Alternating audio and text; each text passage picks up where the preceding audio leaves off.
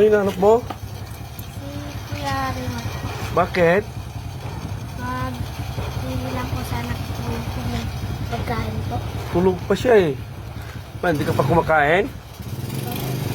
Ha? Oh, magkilala yung anak ko. Kasi po, binigyan niya po kami dito eh. Tapos sabi niya daw po, kinabukasan bumalik kami. Kaya po, nung kinabukasan po, bumalik po kami. Kaso wala po siya dito. Sino kasama mo? Wala po eh, ako lang po eh. Bakit, hindi ka pa kumakain? Dito. Oh? Ano yung dala mo?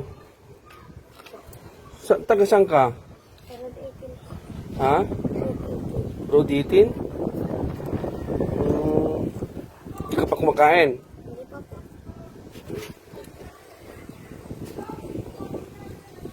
Oh, ito, bigyan kita. Ibili mo ng pagkain mo, ha? Opo. Baka hindi mo ibili ito. Bibili ko po. Oh, bili mo ng pagkain, oh. Kunin mo yung 100. Salamat po kuya. Oh. Ito po. Bili na po ako pagkain. Oh, sige. Salamat po kuya. Okay na. Pangako ko po, bibili ko po doon ng pagkain.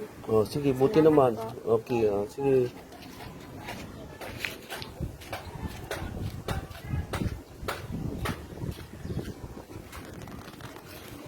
Yun, binigyan natin yung bata. Kumakatok. Hinahanap niya yung anak ko na si Raymar.